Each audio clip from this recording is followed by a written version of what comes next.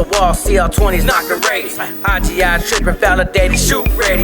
Brown incarcerated, got my people living dead. Gang wars back to back to the hoes where they sent me. Raised in this life of crime, down the slide. Prayed for those better days, devil on my side.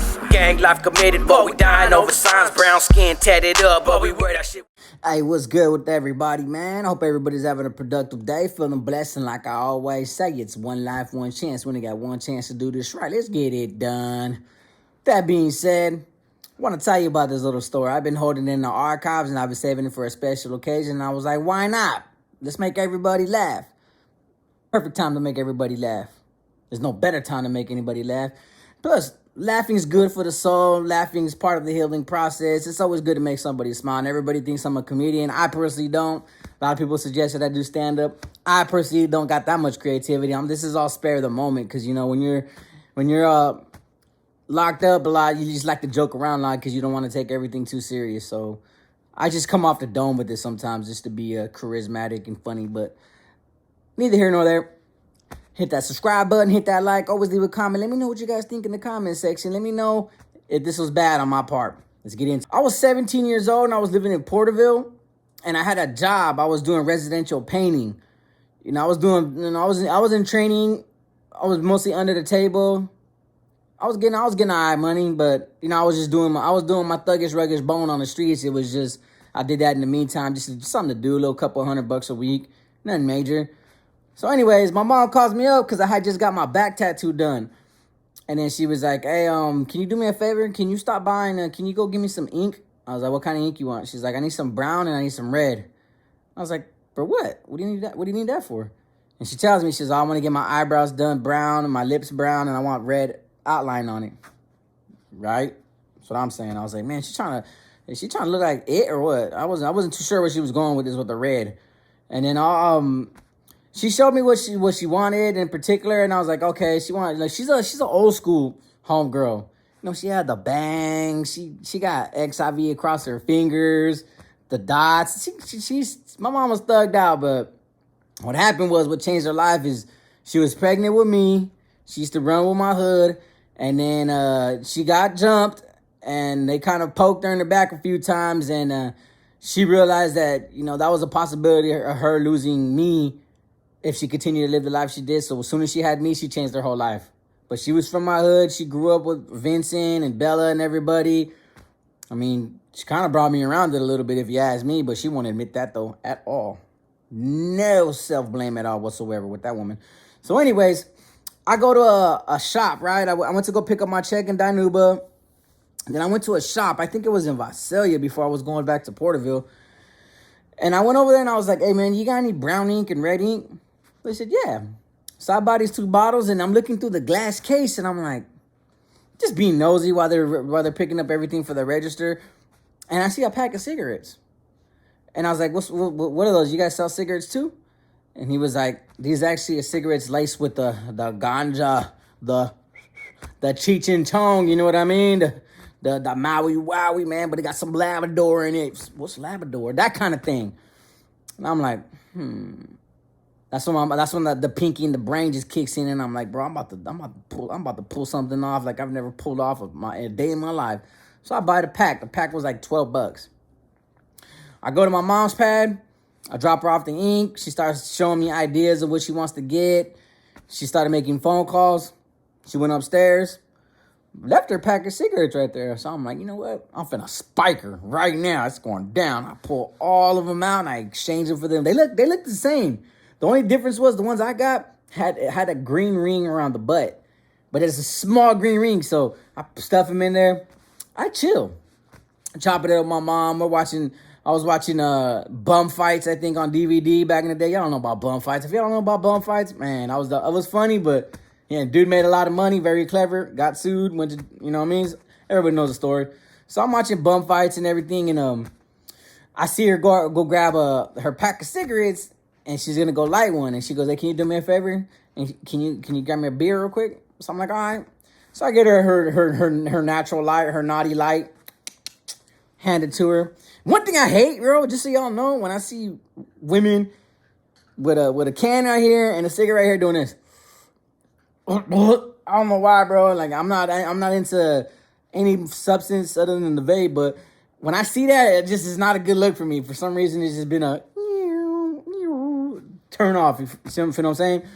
So I'm watching my mom just like light it on the stove, right? Doesn't even notice there's a difference. I'm like, oh my God, this is gonna be extraordinary memorable. This is gonna be a special moment. So she's lighting it. She's in the back of the patio of her apartment, and I'm sitting right there chopping it up with her. I'm already blown. I'm already been gone. So I'm like this, like, and I'm watching her just drag the cig, drag, and I'm like, I don't know what to anticipate. I don't know the outcome. She hasn't been, according to the word she uses, stoned in a long period of time, like since she was a teenager. So I'm watching her, and I remember her doing this. I remember going like, but she doesn't say nothing, right? I'm chopping it up. We're having a really casual mother-son conversation. You know, we're bonding, I guess you could say. And then I keep looking at her, and I notice that her eyes are getting low and they're getting glossy. And she made it about halfway through the cancer stick, and then she was like, I'm stoned. And when she did that, I broke out laughing. I was like, ah. And that's what gave it away. The fact that I laughed, she knew I did something. She goes, what did you do? Is this the marijuana?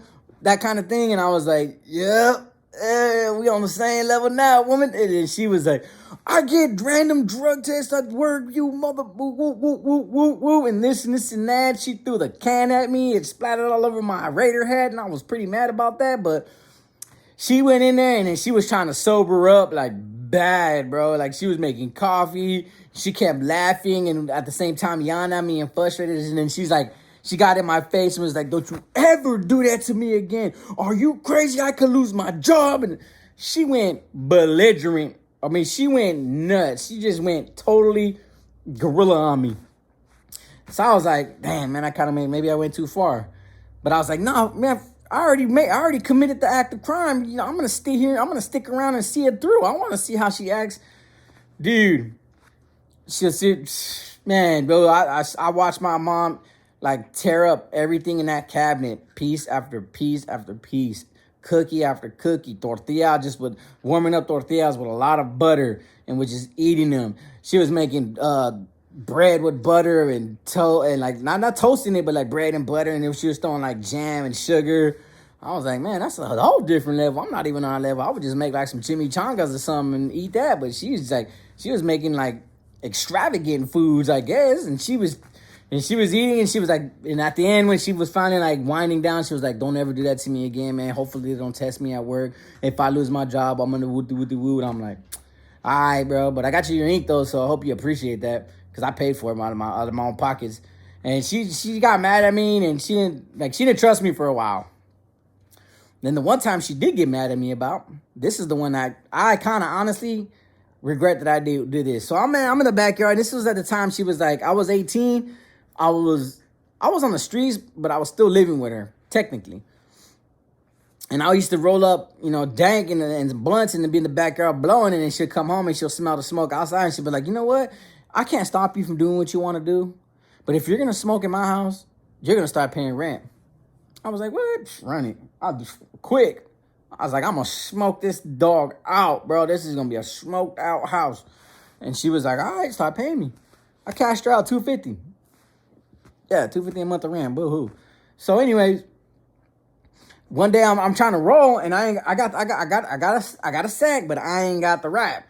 I was like, man, I'm gonna go to the store real quick. I'll be right back. And the store's like right around the corner from my pad. It was like, remember, I'm across the street from the emergency room in Porterville, so there's like a gas station right here, like going towards Main Street.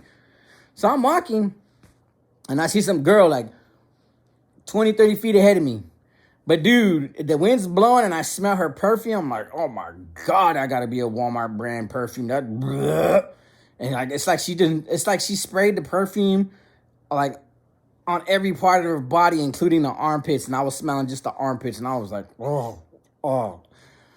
So I'm trying to catch up to her, bro, because from far distance, she had an apple bottom shape, I'm like, all right, that's cool. So I get to the grocery store, I asked for some wraps, chop it up with there, got close, realized, not to be prejudgmental, not to sound back this I'm talking about what I thought about back then, not now, because I think all women are beautiful and no women's ugly. But back then, she was the ugly version of stuff. So I was like, never mind, I'm cool. Chopped it up real quick, told her hi. She left before me. Now we're in the same process, but going back, and I'm following her, and I'm like, you know what?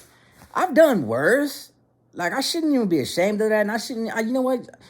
I shouldn't be disqualifying her based on the fact that, you know, of certain preferences that I have towards women when I've done worse. I've done the bottom of I've done some scum of the earth type stuff, you know, just all of my tweaker occasions. So I shouldn't be passing on this one. I shouldn't be depriving her of this. So I was like, you know what? I'm gonna catch up to her. Caught up to her, chopping it up with her. We exchanged numbers. And I was like, this is where you live? She goes, oh, no, this is a women's battery shelter. And I was like, damn. I did not know that. So I started feeling a little bit bad that I was being prejudgmental towards her. But I was like, you know what? She probably needs somebody like me in her life to actually help her distract her from what's really going on in here. I'm pretty sure she's bored of all these meetings. I'm pretty sure she's trying to stay away from somebody. I could perform an heroic act right now and just get her mind off things for a little bit. So I was like, yeah, man, I'm gonna call you later on, see what you're doing tonight, see if I can, you know, get you to sneak out the window or something. And she was like, yeah, sure, I would like that. Boom. I go back, I roll, I blaze. Then I told my mom, I was like, hey, man, did you know there was a battered women's shelter right there? And she's like, yeah, I knew that. Why? And I was like, quiet. She goes, John? And I was like, what? She's like, you better not do nothing stupid. I was like, I'm not going to do nothing stupid. Why would I do anything stupid? Well, like, when do I ever think stupid? She's all, you're going to do something stupid. I know you're going to do something stupid. I was like, no, I'm not, man. I just was curious. You know, I met a girl. I thought she looked pretty cool. And she was voluptuous and she had a lot of backside. So I might as well I just want to hook up with her. She goes, no, you don't need to be putting that woman through anything. You're a dog. All you do is sleep around with all these women. You don't need to be doing that. You know, tame yourself. Tame yourself. I was like, man, whatever, man. Miss me with all this therapeutic stuff and get out of my head.